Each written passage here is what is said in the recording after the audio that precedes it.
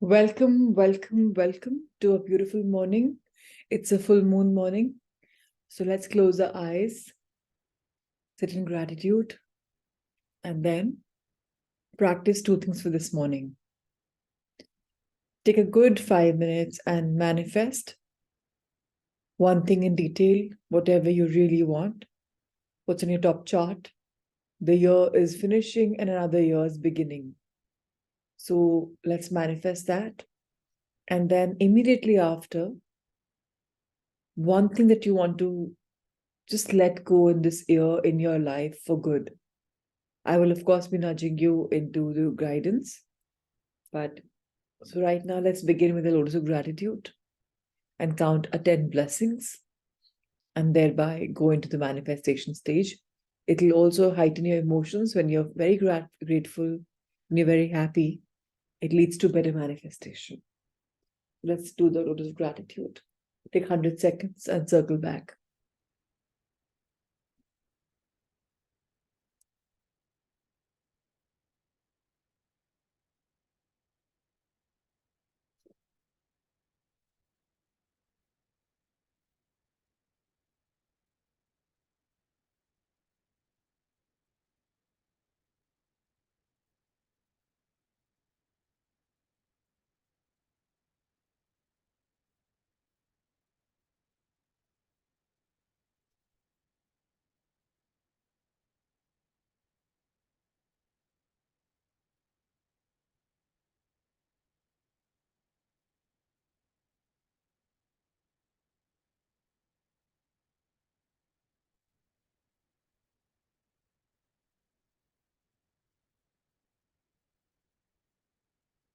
So many small things to count for when it comes to being blessed.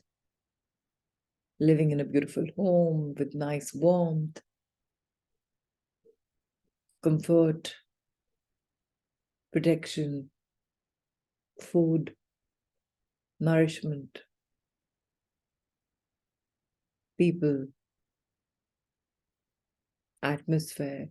So many things to be grateful for. And when life has blessed us with so much, being humans, we always want the quality of life to be a tad better. We always have dreams, some which are unfulfilled, waiting to get and come to fruition. So let's think of our one dream, one big dream. Now, that one dream could be accumulation of multiple things. But the more you think about that one aspect of your life, and you think of that coming true, will lead you to into a beautiful story building for yourself. So closed eyes are already there. Let's think of that one beautiful thing which makes us happy, makes us tingle. And again, take a good 5 minutes. Think of it, go in the storyline, go in as much depth as you can. Later or not, after the meditation session is over, you can always write it down because that gives it more, more form. Let's go inward and dream the dream world.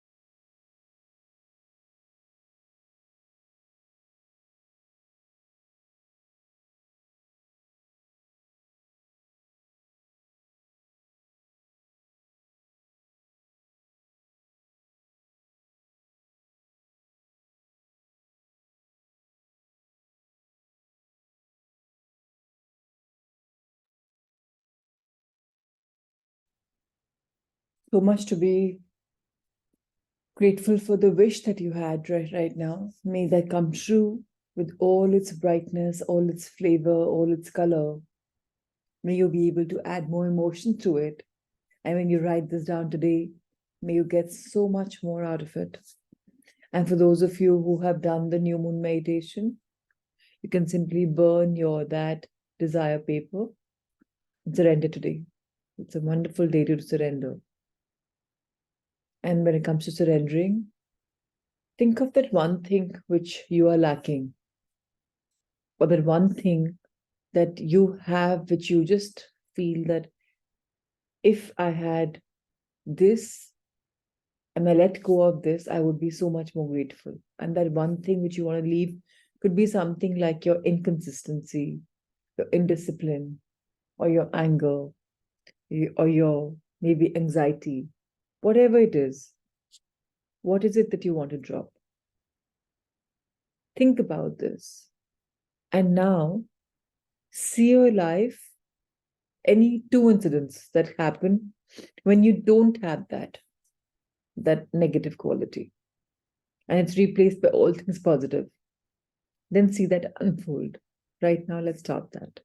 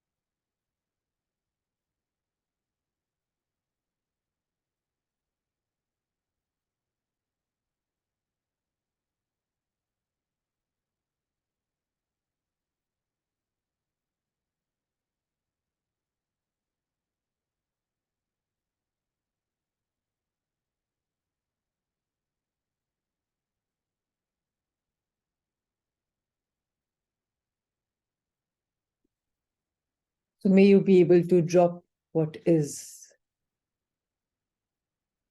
excess in your life. Maybe you speak your mind too soon. Maybe you don't think enough. So now, let's do a shower of blessings. Now for this, I'll request everyone to be seated with their hands facing heavens up, that you're in receiving mudra. And now, as the shower of blessings is coming on you, imagine that whatever is being spoken is being received with you with a lot of love, gratitude, and light, and it's coming straight from heavens above. So feel it entering your entire body through any pores of your being, through your hands, however you want to receive the blessings. Now, when I say the words, they're coming to you from your own thing. So they're going to come to you as I am. So receive them abundantly, right? I am loved. I love unconditionally. I am light. I share my light. I shine bright, bright here, bright now. When I share my light, it reaches far and wide. I am gratitude. I'm forever grateful for every single thing that unfolds in my life with so much gratitude. I increase the entire instances that come to me, the experiences that come to me with so much more gratitude. Every single thing which is good in life multiplies at a real super fast speed. Wherever I turn, prosperity follows.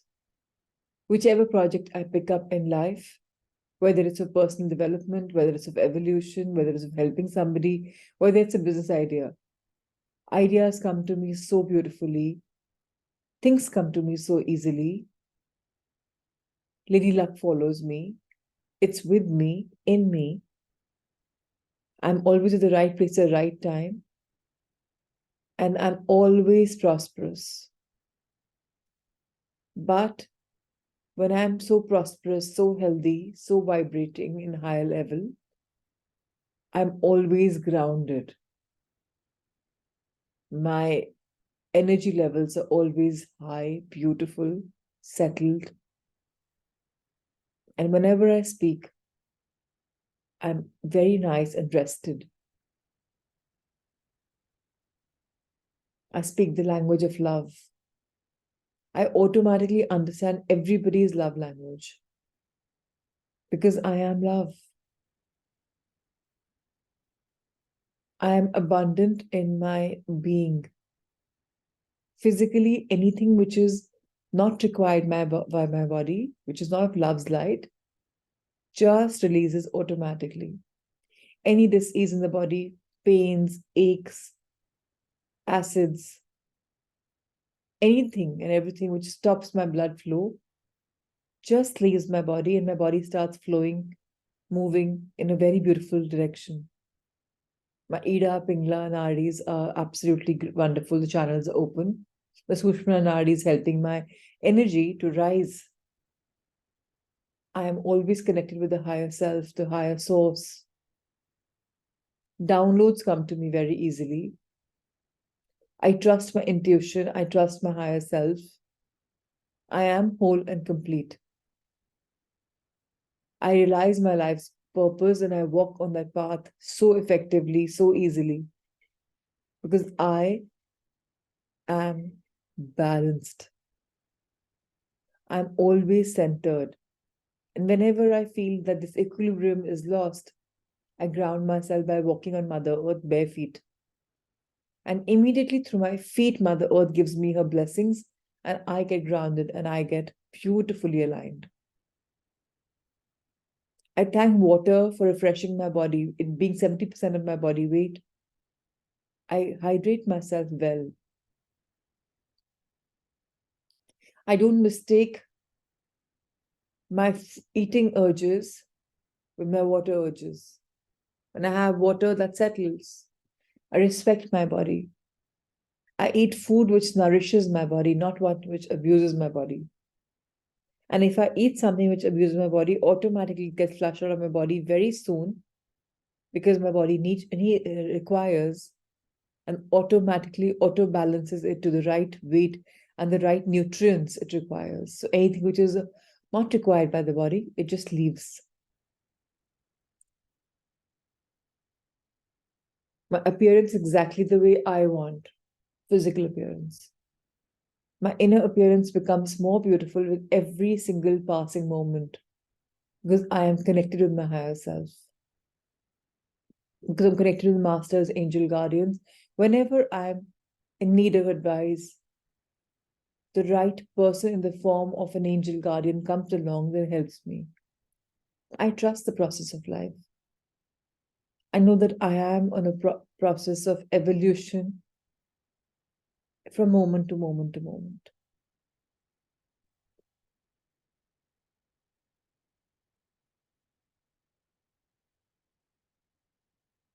Absorb them, feel these coming into your body, in your hands. And this energy is moving into your beautiful body, into your heart, into your mind, the super conscious mind. Let these blessings just go in there. How wonderful.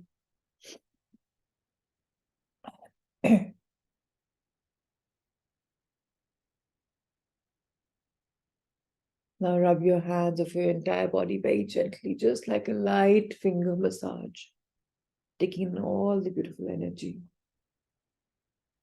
Just like feeling it there, helping it make place for it there.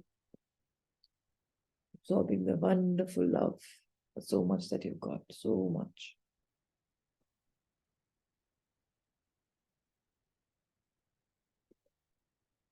Let's all become channels of love, light, and blessings, and let's bless the world. Especially Sangamitras on the screen. To each of us, may there be love, light, and so much of gratitude. and to others far and beyond. Let everybody's dreams come true. And whenever you're ready, we can start our magical book of healing, understand about regression and progression in the book authored by Dr. Brian Weiss, named Same Soul, Many Bodies. All right. So now we can start with this, right? Let's start with the, okay, he went here. Let's start with the name of God. Jesus, he went on, that this night nurse, typical woman, one of my patients, great guy, a true prince, heroic, super family, has meningitis, calls for her. He's vomiting. He wouldn't get off the phone. I screamed at her to stop talking. She claimed her son was sick, fat chance. And when she hung up, I let her have it, threatened to beat her brains out. When was this? Last week. The bitch reported me. I guess that's why Dr. Prager called you. What time do you threaten her? Midnight, maybe after. What were you doing at the hospital so late? My job, looking after my patients. Dr. Prager said, you're often late and always tired. She tells me you take on duties as resident or intern couldn't handle. Yeah, they didn't have brains in their ass instead of their heads. He put his hands on my desk and leaned forward towards me confidentially. You know how it is? You can't trust them. I tell them what to do to the smallest of detail and they always screw it up. They always seem to screw it up. Leave him with the patient, kiss off the patient. When I worked at Mount Sinai, almost all the residents and interns were dedicated and competent, eager to learn and help. Once I got to know them, I trusted them up to the limits of their knowledge. How different could this hospital be? Don't you get exhausted working at that pace? Well, sometimes, he acknowledged. Sitting down at last, he seemed to welcome the chair, for he visibly relaxed. The one foot jiggled against the floor, then his agitation flared again. Of course I get tired. Who wouldn't? If you know the extent of incompetence I see every day, it'll blow your mind. Wrong doses, wrong diagnosis, wrong diets, inclivity, back talk, filth on the floor, incorrect charts. He trailed off like a dying engine. Endangering your patients? I prompted. The engine refired. You bet endangering them sometimes. He leaned towards me again and his voice dropped to a whisper. They die. Yes, some patients die. Maybe the man with meningitis would die, but very few deaths can be ascribed to mistreatment at the hospital or medical malpractice. Cancer kills, viruses kill, automobile accidents kill. But that's inevitable, I said. Not with my patients. This was said so positively and with such arrogance that I recoiled. Surely some of them, I said. The cancer patients, the aged, the stroke victims. A strange thing happened. His eyes filled with tears. True. And every time it happens, I want to kill myself. I love my patients, every one of them. And when one of them dies, I die with them. It rips me inside. You shouldn't. I started, but then gave up trying to contradict or console him. You know who I get angriest at? He sobbed, me. We went on this vein for the rest of the session. It turned out that he was obsessive, compulsive about every detail of his patient's medical care, though not in other aspects of his life. I guess that his patients liked his attention at first, but then some of them resented it, for they must have sensed the anxiety attached to his obsessiveness. He was overly involved with his patients emotionally as well. Again, the bonding was probably welcomed at the start before his hovering made them nervous. Max suffered alongside his parents. His anxiety about them would develop into despair and remorse if they failed to recuperate.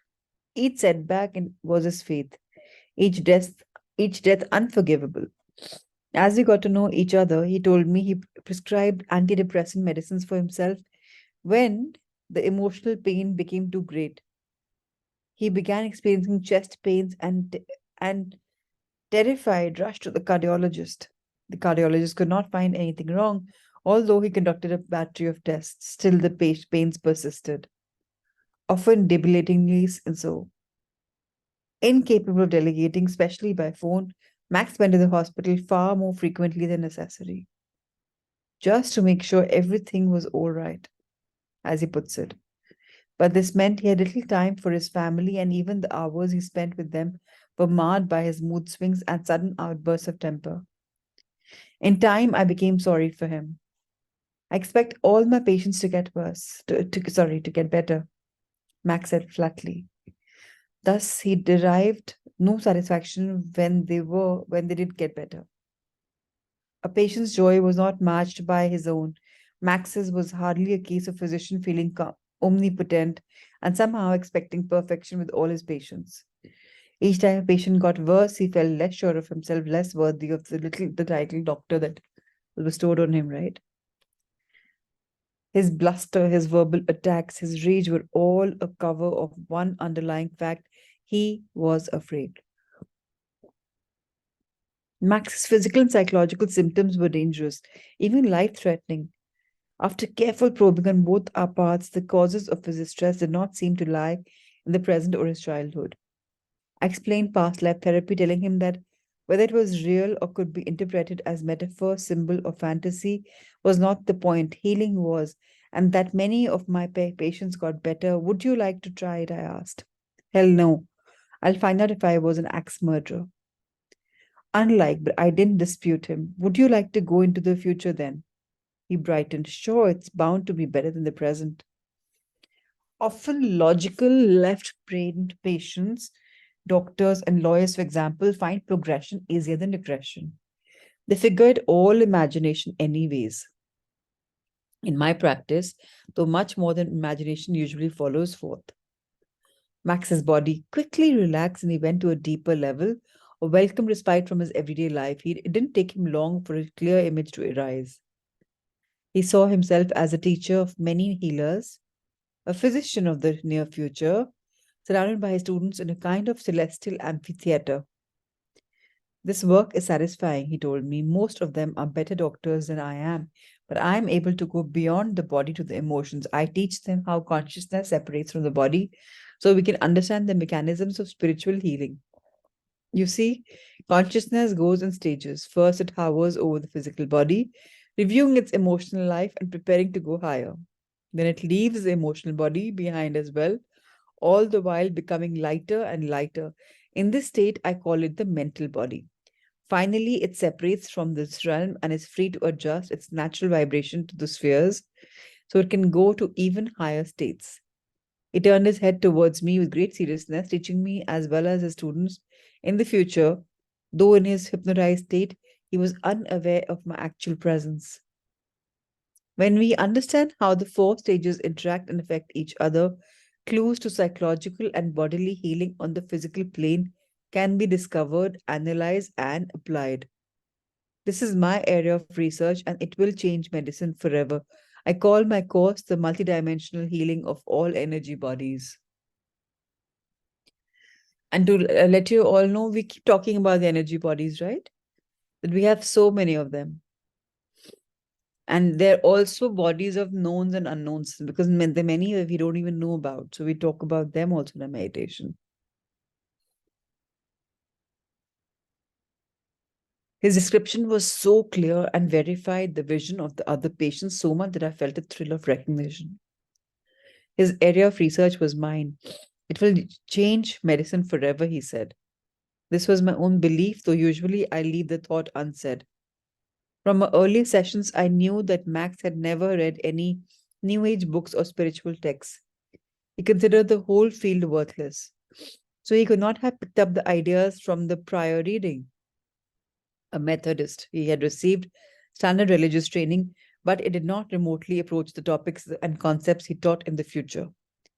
He had no belief in the metaphysical. It is probable that he had never used such phrases such as spiritual healing and mental body in this life. What the hell was that all about? He asked when I brought him back in the present. He seemed amused rather than awed by his experience. Who knows? I answered.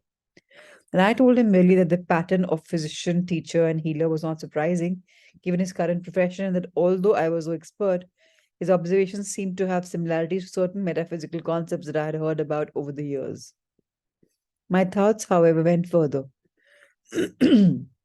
What he experienced was not a fantasy, I believe, but elements of his consciousness constructing an archetype of what he wished to be in his next life. What he saw tied into the others' near death experiences, but he went further to a place where he could talk about human consciousness and see it climbing towards the one. I want to go back now, he said in our next session. Still excited about this journey. To past lives, you got it. The future was great. How bad can the past be? Besides, I'm curious. I reminded him that he had control over the process and that he could always stop or adjust the experience or even move to a different life if he wanted. Once again, he went easily into a trance state, and I led him into the past. To my surprise, given his unpleasant male chauvinism, he was a woman. I'm young, beautiful, married to a good man. It's what? The 12th century, 13th century? I live in a small community in Europe, Eastern Europe. I've had many illnesses throughout my life, and maybe that's why I became a healer because though I'm happiest amongst my animal and plants, when I was pregnant, I had scarlet fever and lost my child. I can't have another. It makes me and my husband very sad. When people are sick, they call for me and they know that when I touch them or I treat them with my herbs and plants, they get better. Sometimes it seems a miracle. Some of the people accept me and are kind to me and my husband. But most of them, I think, are afraid of me. They think I'm a witch and have supernatural powers. They think I'm weird or crazy. But I'm not. I'd just rather spend time with animals and plants than with them. There's this one man who lives in a nearby village. He's always shouting at me to go away and warning the neighborhood children not to go near me. But now he needs me and he comes to fetch me. His wife has delivered a stillborn daughter, a daughter who died just like mine, and now she's delirious and is burning up. I rush with him to his house. His wife is very sick. She's having trouble breathing, and the temperature is high. I place my hands on her abdomen over her uterus. I feel a familiar energy come from my hands, a burst of healing energy transmitting itself to her. I use the plants and herbs to treat her fever, but it's not going to work. It's not going to work. Max became agitated in my office. His breathing was fast, and there was anguish in his expression. There was no danger to him in his trance state. There never is in anyone's, but he was obviously empathizing with the young girl and with himself as he recalled this past ancient event. I'm afraid, Max said, still in a trance. I am too late. The infection has overwhelmed the poor mother's defenses. She dies even as my energy flows into her. No one could have saved her. It's the greatest defeat of my life. Max's agitation increased. The woman's husband is furious. He's been drinking throughout the process. I barely noticed him. And now he's distraught, out of his mind at the loss of his wife so soon after his baby died. You killed her, you devil, you witch. He screams, and before I can defend myself, he raises a knife and plunges it into my chest. I'm in shock. I can't believe it. There's a sharp pain in my chest. It's as though the knife had reached my heart. Max doubled over in pain, but just as quickly relaxed. I'm floating now, and when I look down, I can see my body lying on the floor in that man's cabin. It's calm. There's a golden light in the sky and touches me, a healing light. I brought him back to the present. Max had undergone a lot in that single session. He was not amused now, but he wasn't upset. He was pensive and serious, reflecting on that lifetime centuries ago. He knew his life. He was that healer. We discussed his feelings then and now, the physical pain, the anxiety, the empathy. He felt for the dying mother, then the empathy he felt for the young healer now. The experience was much more emotional than that of a consciousness researcher of the future. But I pointed out that researcher had given Max the key to unlock the past life. Now he would be able to use that past life, particularly the empathy he felt for the mother and the healer to guide him in the present. Over the next week, the changes in Max were apparent to his family, his colleagues, his patients, and me. His chest pain disappeared now that he knew his root cause.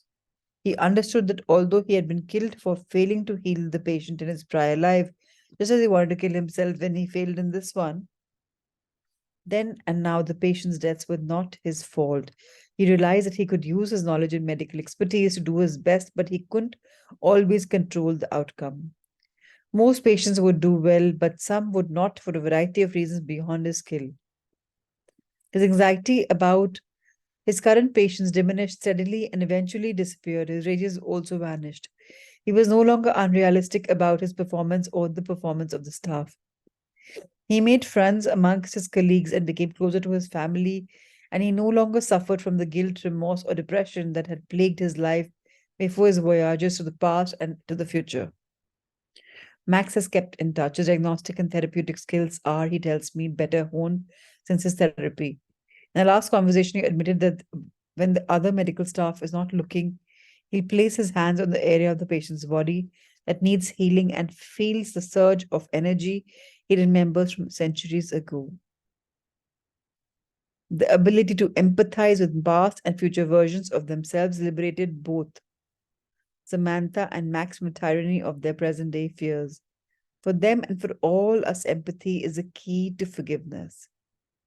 When we feel a deep emotional identification with younger versions, even past life manifestations of ourselves, we can appreciate the circumstances that led to our present symptoms and negative judgments. When we understand our negative impulses and can see where they originated in ourselves, we can let go of them. When we do, self esteem increases. We are able to see ourselves more favorably. Equally, empathy is a key to understanding forgiving others. Through empathy, we can comprehend their fears, their beliefs, and their needs. This will often be identical to our own. We can understand them even if we don't fully share their beliefs. We will know on a deep emotional level where they're coming from in their souls. To hate them is to hate ourselves. To love them is to love ourselves. The only sane course is to let go of hate. Empathy heals individual at the same time that it heals the world. It is a sister of compassion, a child of unconditional love. Now, chapter 5 is about Hugh and Chitra, compassion. Empathy and compassion are often said synonymously, but they are really two different elements in the human psyche. True, when you understand another's feeling as your own and are able to put yourself in his or her place, you will almost surely become compassionate towards that person. But you can also be compassionate without empathy. You can feel compassion for someone or even an insect or animal, even if you don't recognize the other person's feelings in yourself. In Buddhist teaching, you are instructed to be compassionate towards animals and insects because all living creatures have souls. Indeed, they may have been humans in their past lives and may be humans again. I don't find this in my work, but it doesn't mean the concept isn't true. It may simply be that humans don't remember lifetime that's as different species. Thus, you can be compassionate towards a beetle or a bear without empathizing with it, without putting yourself in the insect or animal's place. Compassion comes from the heart. It's illustrated by being kind, benevolent, and all to all living beings. Christ was supremely compassionate by all accounts, so was Mohandas Gandhi. When your heart goes out to someone, you are being compassionate. The random acts of kindness that many speak about, letting someone go ahead of you in a checkout line, relinquishing your subway seat to a pregnant woman, giving food to the homeless, are all examples of compassionate behavior, but only if they come from a genuine impulse to be kind and not because you're doing the right thing or expect brownie points in heaven. And this is something we all know, but we must remember this. Kindness coming because हमें अच्छे गुण हमें अच्छे points चाहिए या just because it's second nature. तो दोनों में बहुत अंतर है. Compassion is more instinctual. Empathy more intellectual. They come from different places. If you do the dialogue with illness exercise described in chapter 3 and change places with, say, abusive father, you don't necessarily have to be compassionate towards him.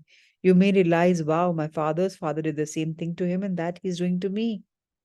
He took the cruel things he learned from his father, from his culture, and from his peers and transmitted them undigested to me. I empathize with what he felt because I understand those feelings and I'm going to break the transmission of negative behavior because of what I learned. That is an intellectual exercise. However, ideally, and even in as extreme a case as an abusive father, as you empathize with your father, you can begin to feel compassionate for him. This may be difficult. He may be just as cruel to you as before, but he is an injured human being like yourself, and that realization might allow you to a more heartful response as well as an intellectual one.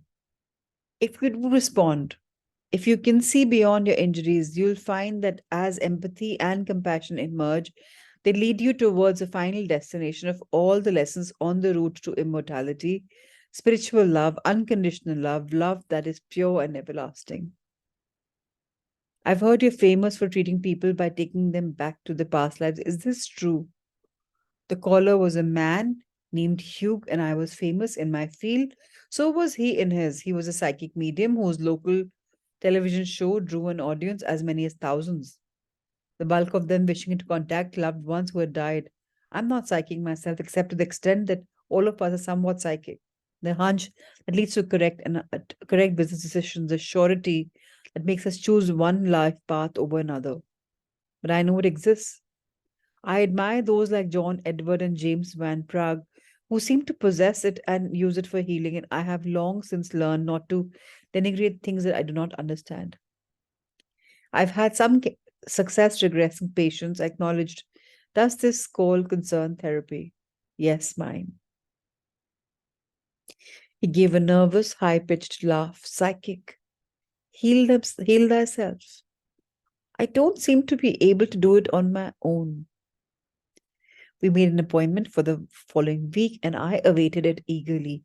I had treated other psychic patients before and found them to be uniformly interesting. The extreme sensitivity and the openness to the concept of past lives made them particularly suited to their regression therapy. Hugh was a slight man, short and thin, looking far less imposing than he did that one time I had watched his program. Such is the power of television. His face was ruddy from the continued use of makeup, and his clothes, chinos and black t-shirt, seemed one size too large. He was obviously nervous, for his glances darted around the room like fireflies, and he frequently had to clear his throat before he could get out of a sentence, though once he started, he was eloquent. What's the trouble? I asked. I'm exhausted, bone tired. It's not physical, although I don't exercise enough, but mental. I feel as if all the people in the world are after me, wanting me to connect them to those they've lost, and they're so needy, so insistent, so worthy, so legitimately hungry. When I say no, I feel guilty, enormous guilt that weighs 1,000,000 pounds. I can't get it off my back. People in the mall or even on the streets would ask him for readings or information or messages from beyond, but it doesn't work like that. It's not as if he can dial up someone's relative, leap to the beyond, and deliver a message on cue. It takes energy, strength, and time to work as he does. And it sapped him. I empathized. The same kind of well meaning assault has happened to me to some extent. I too have been stopped in restaurants or breaks during workshops, but people know regression is a time consuming process. I understand without bitterness that I can't accommodate them. People seem to think Hugh could access the messages left for them while he was eating dinner. He wanted to help, but oh, how he wished he could help every one of them, that he couldn't make him feel worthless, and with each rejected request, his anxiety increased. He told me, both clairvoyant and clairaudient. That is, he had ability to see things happening before they occurred or at a distance beyond the view of the human eye, and also hear messages spoken only to himself. Like most psychics, these abilities manifested themselves very early. Many children, for example, have imaginary friends, often simply because they're lonely and crave companionship. In some cases, however, the friends are not imaginary at all. In Through Time into Healing, I wrote about a young girl whose mother couldn't understand why she showed no grief at the death of her grandmother. Why should I be sad? The girl asked. I was just talking to her. She's sitting in a chair in my room. That the grandmother told the child secrets about the mother's childhood. She could not have discovered on her own. validated the story. Other children seeing accidents or hearing messages that turn out to be true have added to the evidence of psychic phenomena. Usually, a child's psychic powers disappear before he or she reaches the age of 6. Occasionally, though, the powers not only remain but grow stronger. This is what happened with Hugh. When I was a kid, he said the other children thought I was weird. That's crazy, they'd say. But when I told them I'd see the dead person who spoke to me or tried to warn them about a message I'd received, sometimes their families told them not to play with me. They'd made me feel crazy, but they didn't stop the vision or the messages. So what I did was to keep them to myself, hide them from everybody. I was different then. He paused and cleared his throat. And I am different now. The low self esteem he had developed as a child continued in adulthood, and for several sessions, we worked on that issue and no other associated with it, and on others associated with it. But I already knew that we would have to go deeper than just childhood sensitivities.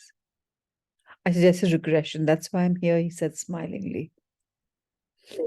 Hugh easily entered the trance state. He had been practicing in a way since he was a little boy. I see flying vehicles, he began, not exactly planes, more like cars that can fly powered by pure energy.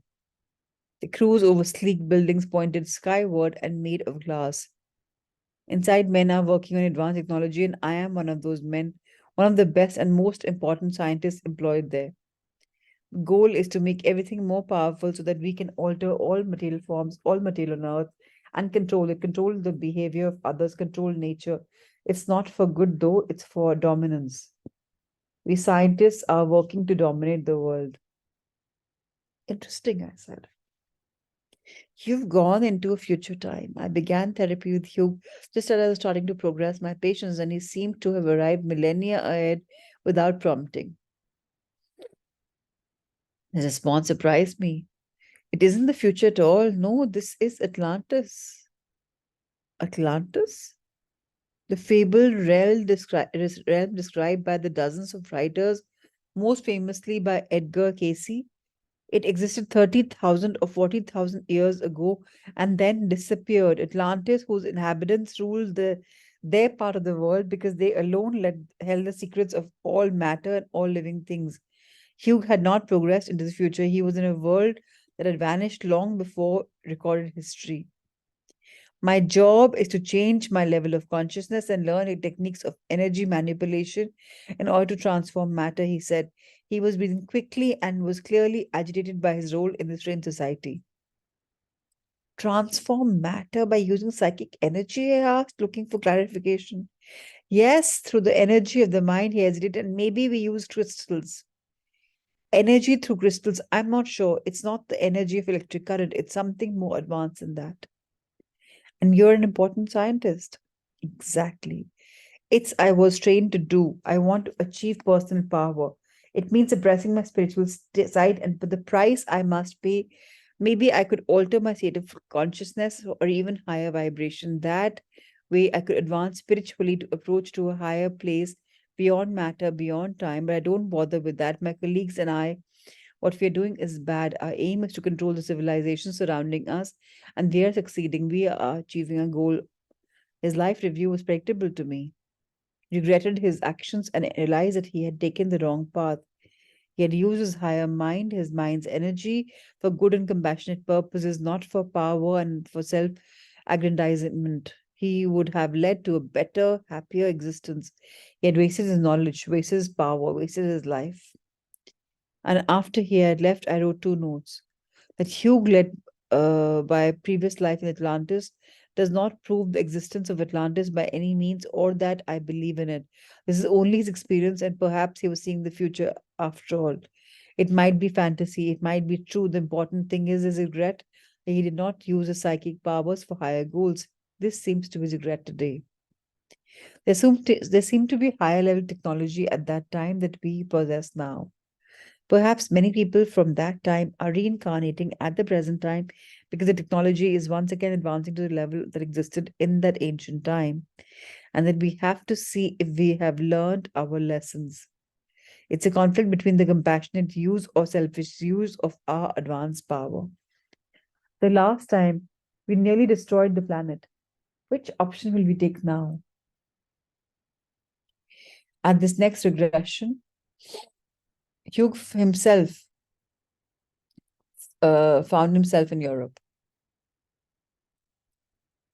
He wasn't sure which country in the Middle Ages. I'm a large man with broad, powerful shoulders. I'm dressed simply in a tunic and my hair is disheveled. I am addressing an assembly of townspeople. My eyes are piercing and wild and incredibly intense. I tell the people that they don't need to go to the church or listen to the priest to find God. God is in yourselves, in every one of us. You don't need those hypocrites to show you the way to Him. Everyone has access to divine wisdom. I will show you the way you simply and you will be independent of the church and its arrogant priests. They will lose the control which you will reclaim for yourself. He was soon taken for prisoner by the church authorities and was ordered to recant. But he won't. He, no matter how cruelly he was punished. Eventually, he told me with horror, he was literally torn apart on a rack that had priests placed in the town square, in part because of the priest's fury, but also because they wanted to use him as an example to warn the townspeople not to think in dangerous ways. In a brief interview, in a brief review of that lifetime, he made connections back to his ancient Atlantean life, which I summarized in later note. Overcompensation towards spiritual rather, and selfish motives in reaction to the Atlantean life, and his knowledge of the possibilities of higher levels of consciousness led Hugh to be too public and not to pay enough attention to the power of the Catholic Church at that time and its zealous elimination of heretics or anyone who attacked the Church's power, even at the lowest levels. Hugh also made connections to his present life. My powers were developed in Atlantis, he told me. It's there that I learned my clairvoyant, clairaudient, telepathic skills, referring to his psychic powers of sight, hearing, and mind. What about the messages I asked? Oh, those are different, he said. They come from the spirits. The spirits, what do you mean? Spirits, disembodied spirits? I can't be more definite. He cleared his throat, that gave me knowledge, they tell me the truth. A familiar thing. Other patients spoke of spirits, but I detected a difference. When he left, I wrote the following. By externalizing the origins of the knowledge to others, Hugh was magically trying to prevent an occurrence of the physical destruction visited on his body in the Middle Ages. In other words, he was saying, this is not me, I'm just hearing it from others, even if they're spirits. It was a kind of safety device because having psychic power is dangerous. But in a way, the spirits prevented him from accessing even higher levels of his own multidimensional consciousness. Perhaps I thought he could access those higher levels if I progressed him into the future. He was a talented psychic. Would he perhaps be even more talented and more accurate than others if he could access what was to come? It wasn't essential to his therapy. He had learned the source of his anxiety and achieved an acceptance of his psychic powers, but still, I was curious as to what he would discover. Would he be willing to progress the future and take me with him? He could hardly wait. Maybe he went too deep. He seemed to be experiencing two journeys simultaneously, one into the future and one into the higher and higher levels of consciousness, two worlds, the dimensions above and beyond this one. The next level, the one just beyond ours, isn't as dense as the one we know. He told me in a voice full of awe, there is trouble getting there. The way is full of peril, and when we arrive, we are more mental and less physical. Everyone's telepathic. There's a higher vibration. Our bodies are lighter. Movement is easier. In a way, it was like the Atlantis he described his first regression, but there was more. I'm going up and up. At this different level, there are changes in the quality of the light. I can't describe it. It gets brighter but softer. It doesn't have color or it has all colors. It leads to dimensions beyond light and beyond where thought could go. This level is incomprehensible to the human mind. And still, I keep going. There's no end. I go beyond infinity and, if possible, even beyond that. We both had the sense that there were positive places of great calm and beauty. The beauty is too humdrum a word. Hugh's description lay more in his manner than his words. When he envisioned transcended his vocabulary, it was the serene beauty of his face, which was no longer pinched that served as his eloquence. The future he described was not his personal future, but the future in general. Later, when I started progressing groups in my workshops or seminars, this was usually the case I'll describe in the final chapter. The journey is like an airplane taking off in a thunderstorm. Hugh said it grows darker and darker as we reach cloud level. There's a lot of turbulence, fear, anxiety. But then we pierce the cloud layer and come out on the other side into a brilliant sky, many shades of blue lit by an incandescent golden sun. It takes many years, many centuries to get through the clouds, which grows more ominous as the years pass. They are clouds of tragedies and calamities that will beset our civilization. But eventually, in 800 or 1,000 years, maybe more, the clouds will disappear. The turbulence will disappear. There will be a feeling of peacefulness, awe, and safety. He leaned forward, confiding into me in his hypnotized state. The people on the other side of the storm, they have mental abilities and psychic abilities far beyond what I have now. They're telepathic. His voice was almost a whisper. They can access all knowledge. They are mentally omnipotent. Perhaps Hugh was describing Carl Jung's concept of the collective consciousness of what Eastern religions call the Akashic record. In this record, every action to the tiniest detail and every thought, no matter how trivial, of all mankind from the beginning of history is stored. Psychics may tap into this to learn the thoughts and dreams of other people, I thought. That's what he said. He told the town folk in the medieval town, and in his future vision, he had mastered what the Atlanteans were seeking. They could convert matter into energy and energy into matter, and they could transform the elemental particles into each other by harnessing the energy of consciousness. In the time of Atlantis, as power was used for evil. In the Middle Ages, though Hugh did not specify, alchemists tried to transform common minerals into gold. In the future that Hugh saw, everyone was an alchemist and they were using their power for good. They'd come through the clouds and into the blue sky and the golden light. I think Hugh's request is a metaphor for changing ourselves from the physical to the spiritual, and he seems to have accomplished this in the far future. Perhaps all of us. Those who are left after the tragedies and calamities will do the same. What he brought back from the future was this.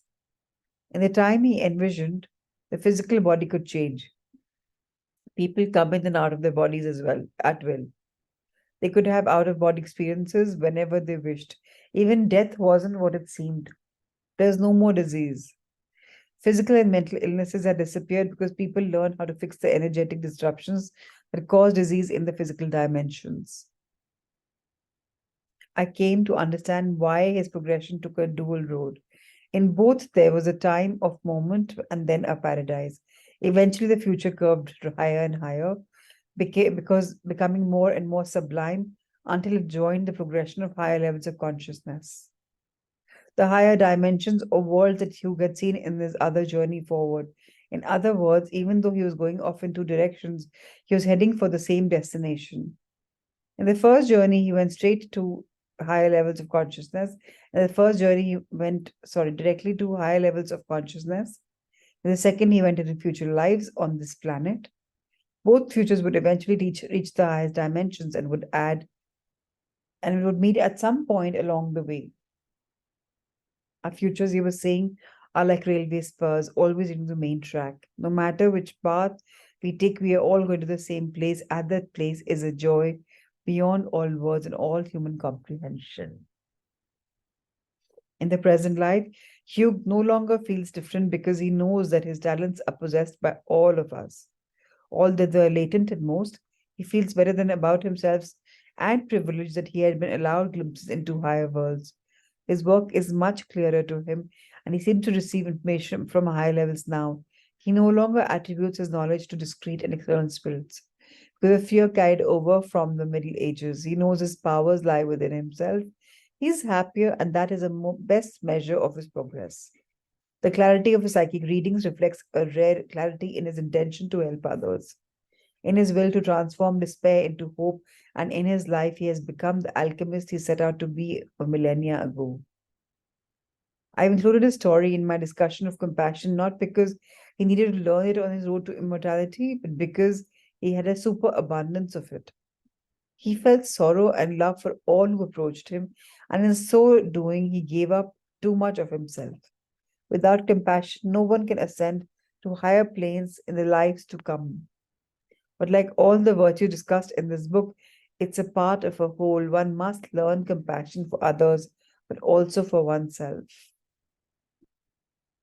How beautiful, right? We'll read about Chitra 35 tomorrow. Today it's already 7 a.m. And I wish you all a super blessed day. It's a beautiful moon. Enjoy the most of it, make the most of it, and have a wonderful time connecting with yourself and by going deep inwards. And I thank each one of you for yesterday, for being compassionate. My throat is so much better. I had a session last night as well. It's because I could rest it out in the morning. So thank you, thank you, thank you. Heartfelt gratitude to each one of you. Thank you so much. Lots of love and light.